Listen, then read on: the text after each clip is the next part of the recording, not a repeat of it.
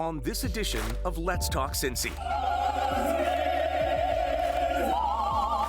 With Lalo Vavi, which means love in the language of Tut. And it is, as I said, an Afrofuturist opera that will take us 400 years from now in the land of Atlas, formerly Atlanta. We've been given the opportunity to just kind of push the boundaries of what's possible in opera and then hopefully just the art world at large. Plus, I think that it's something that we can have in our lives. It can be a part of our lives forever because no matter what, we can always have, each year we have one event or we have two events or every other year we have an event. I think that there's so many different ways that we can still do things with Soul Bros to give back to the community, to give back to less fortunate areas, and I think it's something that we need in 2026. From WLWT, this is the Emmy Award-winning show, Let's Talk Cincy, presented by Western and Southern Financial Group. Put our financial strength behind you. Hello, everyone. I'm Curtis Fuller, and welcome to Let's Talk Cincy. Here's what's coming up on the program today. It's being called groundbreaking, Cincinnati Opera's multi-million-dollar Black Opera project. 3 new productions celebrating uplifting stories about the African-American community. Tell me about the Black Opera project that's coming up and its significance. The Black Opera Project is an initiative that Cincinnati Opera has developed to create 3 new operas by 3 Black creative teams. The first premiering in 2026 with Lalo Vavi, an Afrofuturist opera, 2027, John Lewis' Good Trouble, and 2028, Good Moments. So we felt it was necessary to produce operas that tell the Black story in an authentic way, meaning by Black creators, meaning Black composer, Black librettist, conductor, scenic designer, costume design. And I think it's important for us to be able to share our stories in a way that relates to us as a community, but then also expand the canon of opera in general. So we are extremely excited about what's to come, especially starting this year in 2026 in July with Lalo Vavi, which means love in the language of Tut. And it is, as I said, an Afrofuturist opera that will take us 400 years from now in the land of Atlas, formerly Atlanta. So it's very futuristic, very adventuresome, and I think a true sense of storytelling that provides joy. Well, I mean, it really came from an authentic source. Morris Robinson and some other singers who were performing in Porgy and Bess asked the question, they posed a question to us. Why can't we do stories that are not downtrodden, traumatic stories for the Black community? And at the time, Porgy and Bess was really the only opera out there for multiple Black performers and singers to do. So we really got together and talked about this and just envisioned something that's equivalent to the impact of Black Panther for movies. Why couldn't we do something that was the same equivalency for opera? And so this is, and fortunately, the Cincinnati Opera team heard what we were saying and committed to it. Okay, so my name is Morris Robinson. I'm a bass. Probably could have guessed that. Yeah, really.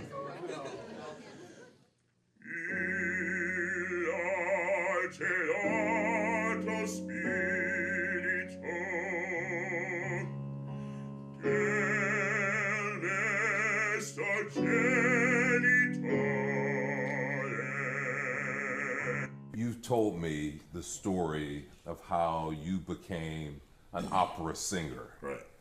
Tell that story again, because it's always fascinating. So I went to high school performing arts in Atlanta, Georgia, and the irony of the story is I was in the marching band, and I went to the first football game and realized I didn't want to be in the marching band, I wanted to be on the football field. So in order to be at that school and remain at that school, I had to take 2 periods of performing arts. So I quit the band and joined the chorus so I could play football. And and that's been my life story. My junior year, we did Mozart's Requiem, and I got the bass solos for that. My senior year, we did the Robert Shaw edition of the Haydn's Creation. I got the bass solos for that. So I was a pretty decent singer in high school. But after high school, I didn't want to go and major in music. In fact, I could have come to Cincinnati Conservatory, but I wanted to go and hit people without going to jail. So I was able to do that for a few years. I went and played football in college. I was I had a wonderful career at the Citadel playing football in college. And then I graduated and went right into corporate America. And that's when I was a fish out of water. I wasn't doing anything musical except for singing at my teammates' weddings. You know, it's wonderful when you find out what you've been put on earth to do, I think. And I think that, you know, you can't write my story and make it happen. You can't plan that story and make it happen. All things have to be pre-aligned or lined up in place, and that's what happened with me because, you know, opera found me, I found opera, and it's been like, you know, the marrying of two worlds that were meant to be together. So very blessed, and yeah, I sing all over the world.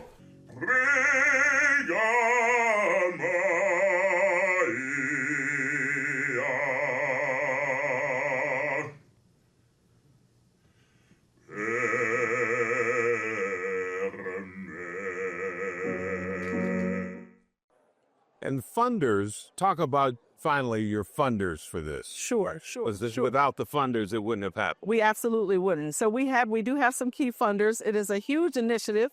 We're not quite there yet, but we have some major funders. For example, Procter & Gamble, Ann and Harry Stanton were our initial funders. But we're also looking at engaging the community and what we can do as a community to help support this project, to help us bring us over the hump to make this happen. This is a 3-year initiative. I like to call them FUBU operas, you know. And the first one is when? The first one is Lala Vavi, and it premieres July 9th in Music Hall.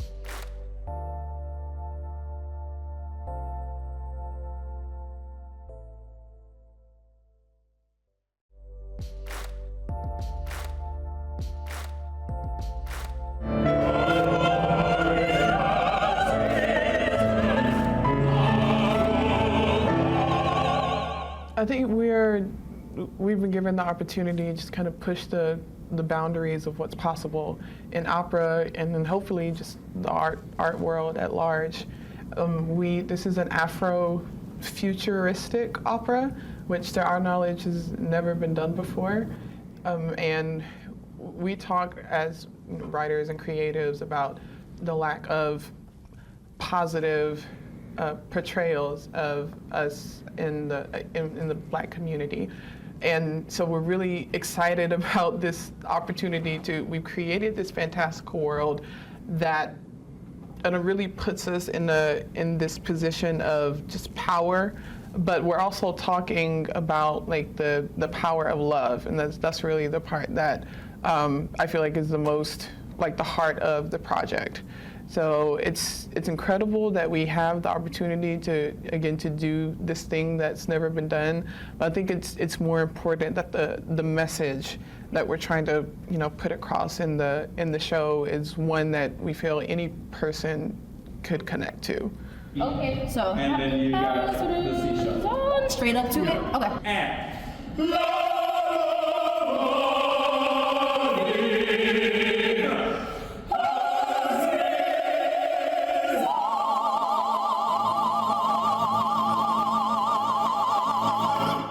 oh yeah, for sure. I mean, this is a revolutionary project. It's an innovative one, and it's one that I think will truly have a lasting impact.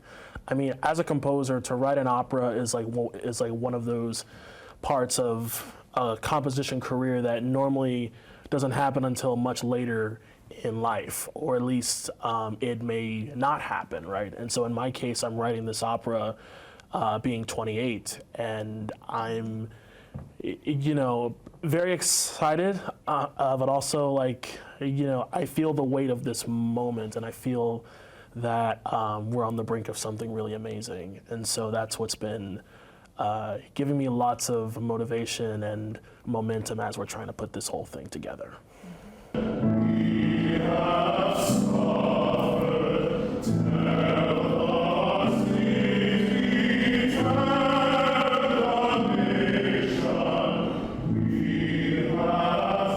My first thing is we have to get it all written first, and Kevin has the hardest job because he has to write the whole thing. Being the first, it would also be my first conducting experience too, so the pressure is on, heavier than it ever has been in any of my roles. Normally I'm a pianist, and I do help in the creative process, but I only play the score and make sure the singers are singing the right note. Now I have to deal with, you know, instruments, the orchestra, the chorus, the soloists, and just make sure that everything that they've envisioned is actually coming to play above and below, so that the audience receives what he envisioned in his mind.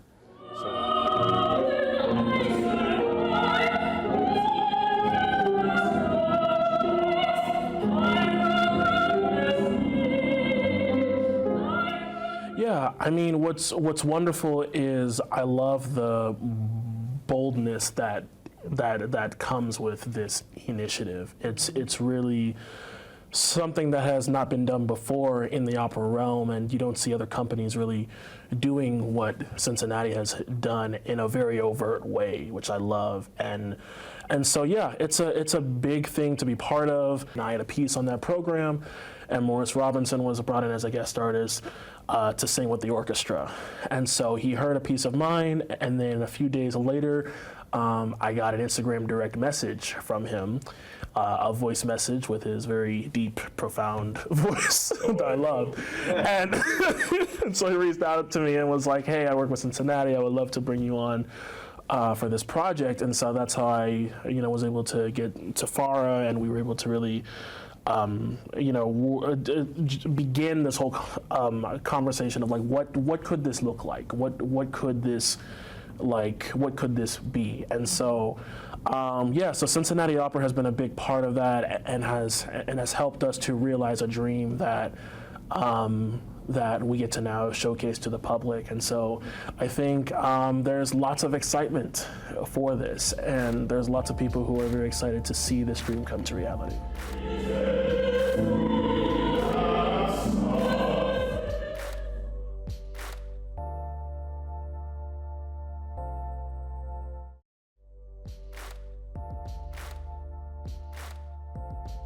I think people who might not know much about opera might think that it's a certain style of music that might not be entertaining or captivating for them. But I think that our incredible composer, Kevin Day, has been crafting music that is very melodic and full of earworms that you want to keep hearing over and over again, and lend themselves perfectly to our classical singers.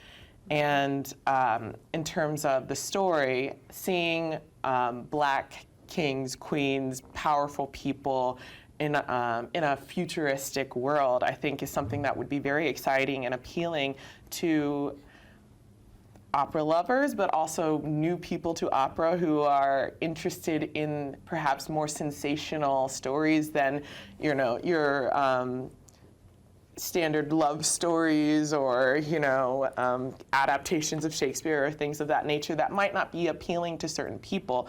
This is something that has a reach into different new audiences who maybe they like Star Wars, maybe they like Battlestar Galactica, maybe they're into graphic novels, or even if you're into stories of adventure or stories of people falling in love or coming of age. There's aspects of the story that can appeal to many different interests.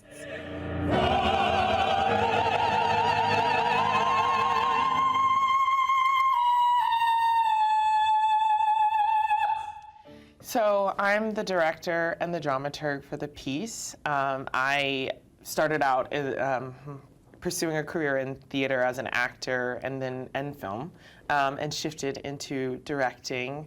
I fell in love with being a bigger part of the storytelling and world building. And so firstly, I was in more of the theater world, and primarily in New York City, with some traveling, assisting and directing along the way. And I would say 5 years ago or so, I fell into opera. Opera chose me, basically. I was asked to assist on Porgy and Bess at the Metropolitan Opera, and that was really a big transition for me into the opera world, and I started to direct opera around the country. Amazing how life comes around full circle, because I have my grandmother and my mother actually are both English teachers. And my grandmother grew up in the segregated schools of southern Texas. And she was classically trained in those schools. She sang opera and she spoke French. And, I learned all of these things from my mother. She passed before I was born. But I never imagined that I would have the opportunity to do this and connect myself to her specifically through opera.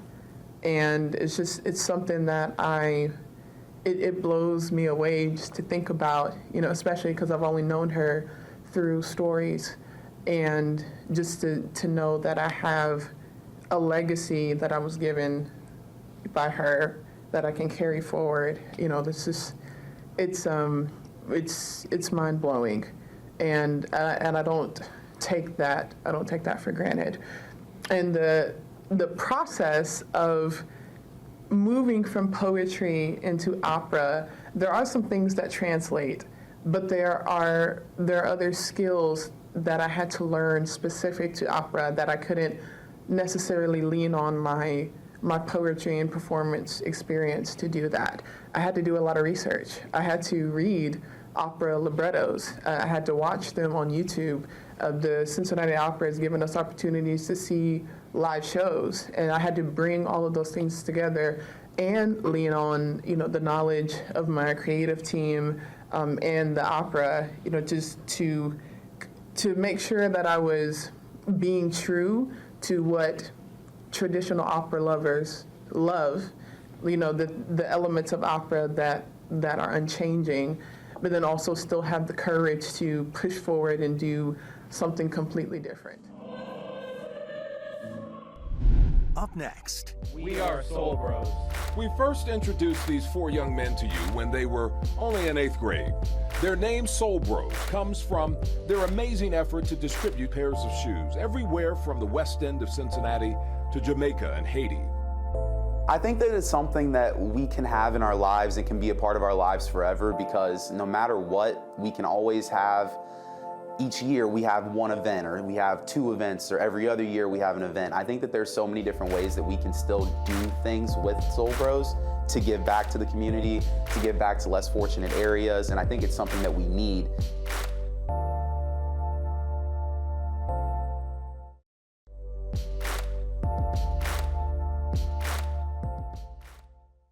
Tell people, if they don't know, what Soul Bros is, because it technically still exists. Yeah. So Soul Bros, we started it in 2015 on the premise of every kid deserves a pair of fresh shoes that gives them that confidence and the belief that they can do anything and conquer the day. And there were 3 of us. It was me, my best friend Curtis, and my best friend Kellen. And we attended a fundraiser hosted by Dhani Jones back in 2014, 2015, and former Bengal. Yeah, former Bengal, big philanthropist in the area, great businessman, great mentor for me and all of us throughout all of our lives. And we went to that event, and on the way to that event, my mom was driving us, and we were talking about all the latest Nikes and Jordans and Adidas, and my mom was like, I don't even know why you're thinking about those shoes. And we're like, why, man? Come on, they're cool shoes. Need them for basketball. They're not too expensive. She's like, well, have you ever thought about the fact that there are some kids that have no shoes? And we all kind of sat there in silence for a little bit. And then my friend Curtis, we call him the sneakerhead, he especially felt that. And he said, wow, well, I have so many shoes, Miss Jackie. Is there anything that I can do with those shoes? And then I was like, you're right. I have some basketball shoes that I didn't finish wearing, some baseball shoes and all that stuff. And we went to that event that was hosted by Dhani Jones. Told some people our idea, and a lot of those people gave us some great feedback, some great ideas, and a lot of support. And from there, we just took off. Were you amazed at how it boomed? Yeah, absolutely. We didn't expect it to be anything crazy. We thought it would maybe be a 1-year thing. Like that 1 year we would raise some money, raise some shoes, go to Jamaica with the organization that we had partnered with, and that would be that. And then after the first year, we got more support. We ended up getting on the Kelly Clarkson show in 2019, and then we also gave a TED Talk in 2019 as well. And yeah, it took off to heights that we had never expected. Because there ultimately became more than just the trio. Then it expanded to about 5 people total. Yeah, so I think that was in about 2018, 2019. We had Breland Anderson and Jonah Karshnick, 2 of our best friends and greatest supporters. They were always around, and we were like, man, you guys deserve some credit as well. You guys should be a part of this. And so we added them in, and we went to Jamaica again in 2019, and we had 5 people there with us. Long term, do you see this being something that you will do as a group, or creating some kind of organization beyond just the Soul Bro title? Long term. I think that it's something that we can have in our lives. It can be a part of our lives forever, because no matter what, we can always have, each year we have one event, or we have 2 events, or every other year we have an event. I think that there's so many different ways that we can still do things with Soul Bros to give back to the community, to give back to less fortunate areas, and I think it's something that we need in 2026. So I think that's something that we'll always keep close to us and do every now and then when we can. Because you still have shoes in the warehouse. Yeah, correct? We still have shoes in storage that we've cleaned, and we've gone through and sorted them all by size and gender and all that stuff. And yeah, it's just every year, every now and then, somebody will give us a call and say, hey, we need some shoes. And we're like, all right, we'll give you some. Jonah actually gave away some shoes also this past year at Madison to some of the local kids in the district as the athletic director. So yeah, just every now and then we'll just have somebody go by, check our storage, and take some shoes out to somebody. Because the whole concept of sneakerhead concept, that's still very still much big. Huh? Very much so, and it's something that, it's unfortunate sometimes kids, they don't receive the best treatment when they don't have the best shoes on, if they're not considered cool shoes or something. So that's something that we don't want kids to ever feel or go through, and that's why we give them the new shoes. Yeah, to sum up the whole Soul Bro story. What would you want people to really take away from that now, 10 plus years after? Yeah, I would say that, first off, you're never too young to make a change. That's for sure. You can make a change whenever you want to, whenever you have an idea. If you think that that can make a change, do it, because it will. Number 2, I would say that sometimes you feel like you can't make a change on your own. It just takes a dream and a friend, and that's what Kellen and Curtis was, that's what I was, and Kellen was to Curtis's dream of giving his shoes away. Sometimes it just takes a dream and a friend. And third, just that we would hope that we inspired people to believe those first 2 messages, and to continue to believe in yourself and inspire the next generation. Well, that does it for the program today. Thanks for tuning in. I'm Curtis Fuller. I'll see you next time for another edition of Let's Talk Cincy. Until then, have a good day and a better day tomorrow.